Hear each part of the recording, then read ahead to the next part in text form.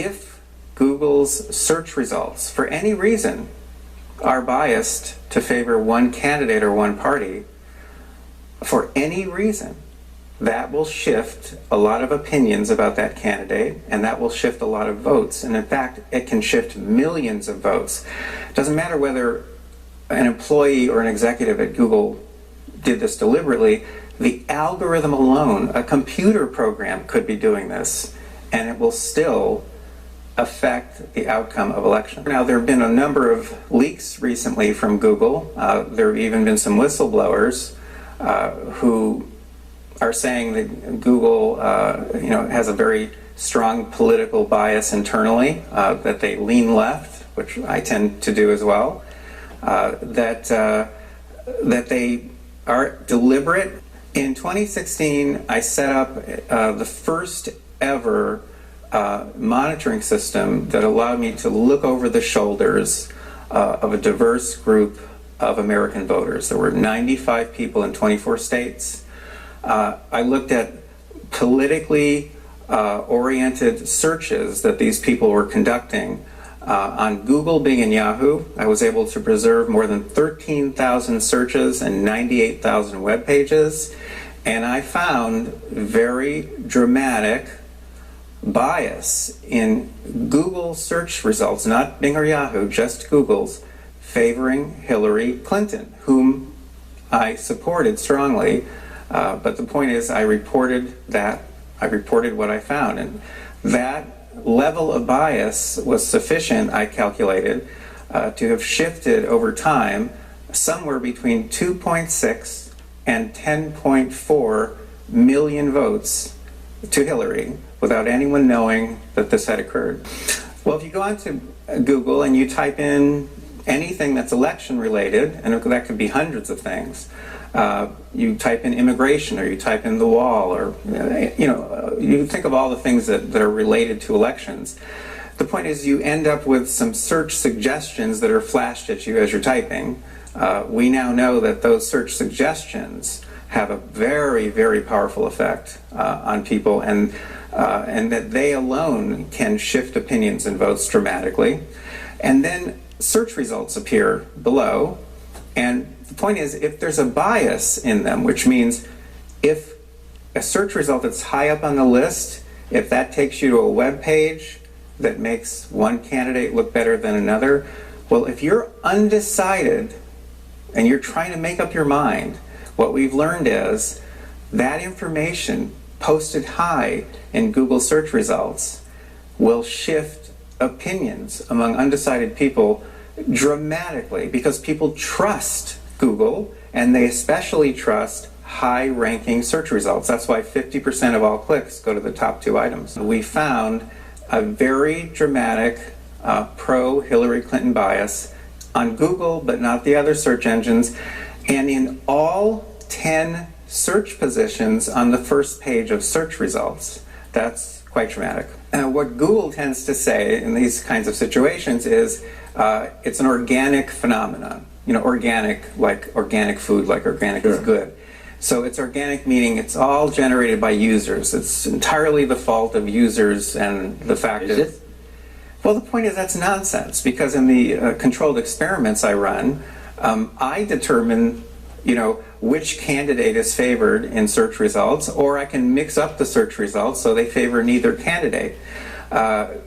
So Google actually has total control over what users see. So to blame this kind of bias on users, it just makes no sense.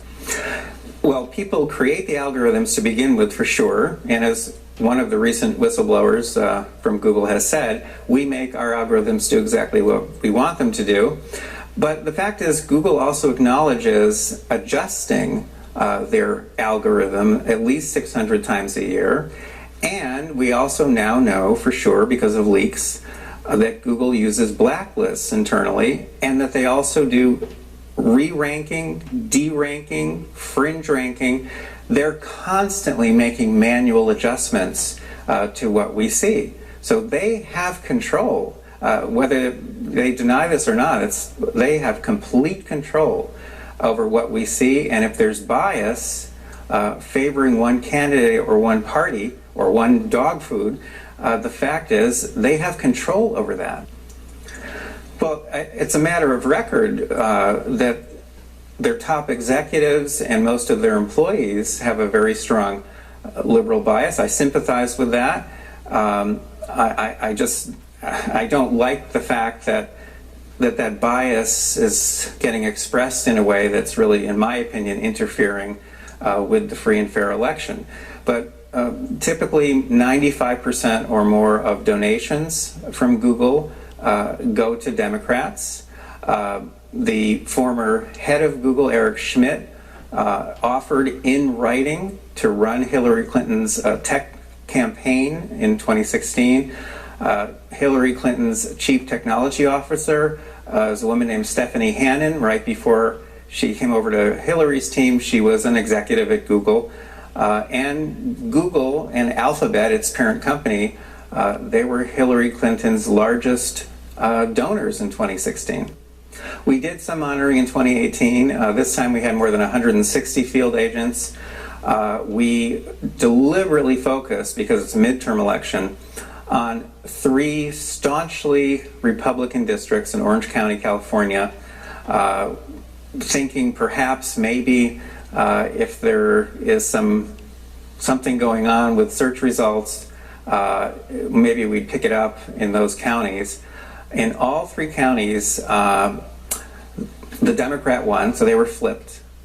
And we measured substantial bias, liberal bias, in the Google search engine, but not Bing or Yahoo. That's very, very important, that we're finding it in one search engine, but not the others. And that level of bias easily, very easily could account for the win margins that occurred in each of those districts. And even more problematic here, if that level of bias had been present in Google nationwide, that would have shifted to Democrats upwards of 78.2 million votes. Now that's spread across many races. There are 2 big problems here, though. Besides the fact that it's a lot of votes, this is occurring subliminally. If someone on my staff brings me some search results that they're getting ready to use in an experiment, because I run a lot of controlled, randomized experiments, I can't even tell that there's bias. I can't even see it. I mean, how would you know? You'd have to click on all the links and see what the web pages look like, and then you'd have to make sense of it all. It's virtually impossible. So when we do big studies, it's typical that 95% of the people in the study can't detect any bias, even though we're showing them highly biased search results. So that's exactly the number we got. For example, a national study we did in India in 2014, we had more than 2,000 undecided voters throughout India participating in our study, and we shifted opinions and votes exactly as we have done in other studies in other countries. But 95.5% of the people in the study couldn't see the bias. Now, here's where this really gets creepy. The very, very small number of people who can see the bias, they shift even farther in the direction of the bias. So merely being able to see it doesn't protect you from it.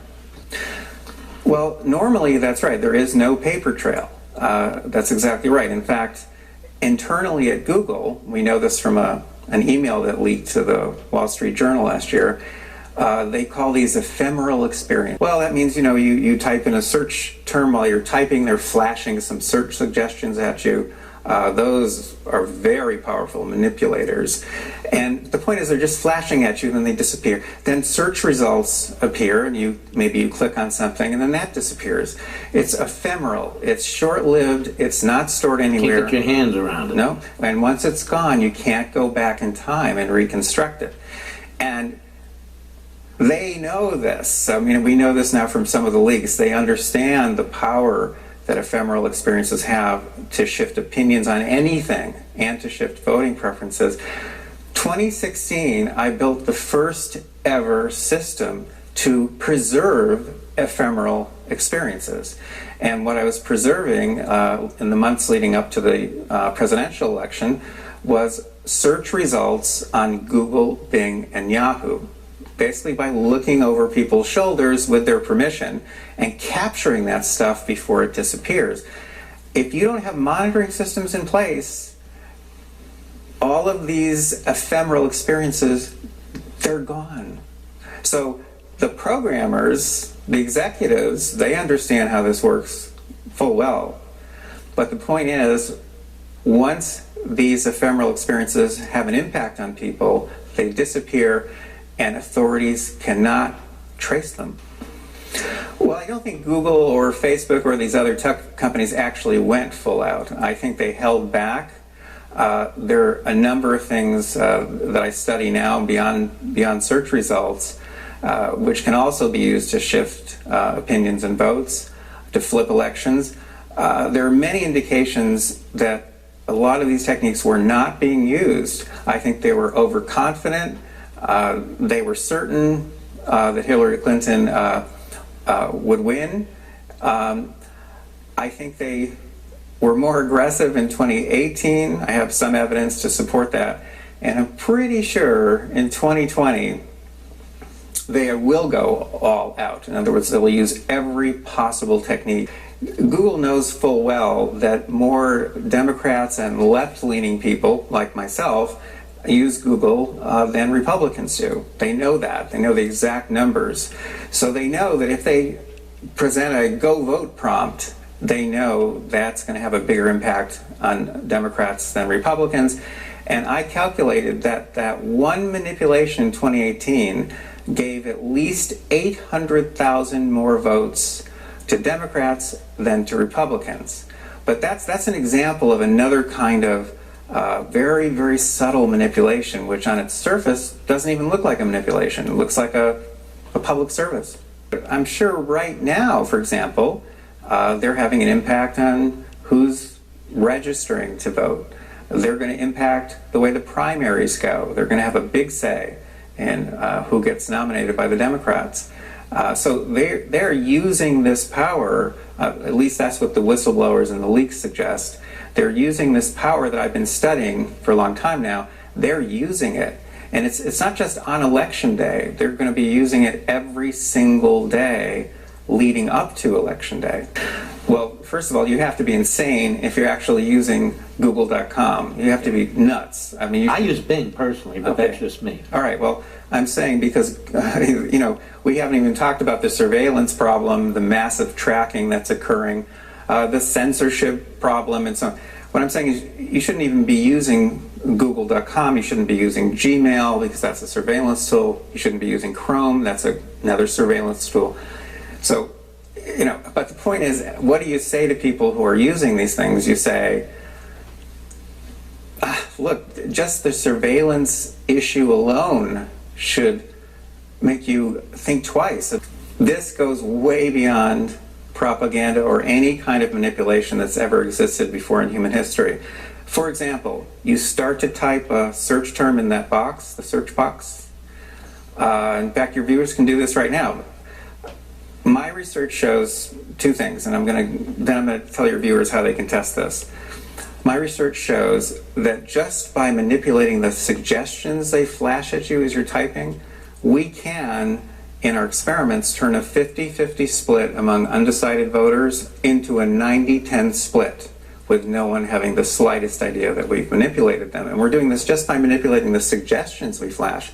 You're being manipulated from the very first character you type. And if you doubt that, type the letter A.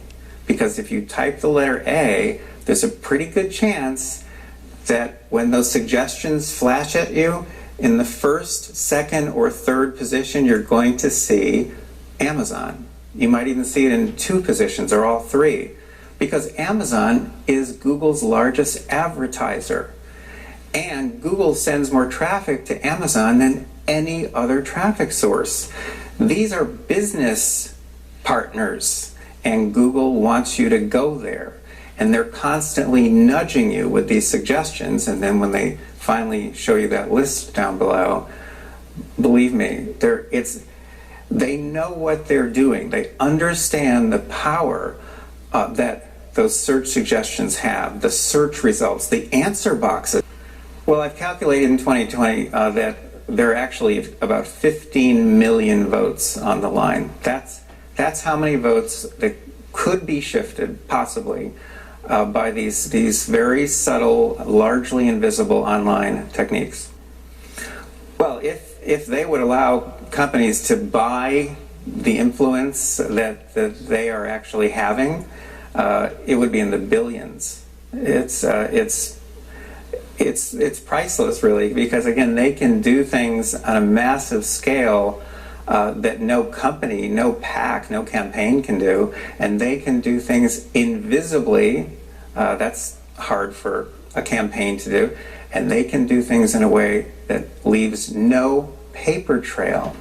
Well, I'm hoping to build a very large, very comprehensive monitoring system, much larger than the systems I built before, and to monitor a wide variety of phenomena. Email suppression, that's going on now, all kinds of throttling on YouTube, shadow banning on Twitter, news feeds that are highly biased, demoting certain news sources, promoting other news sources.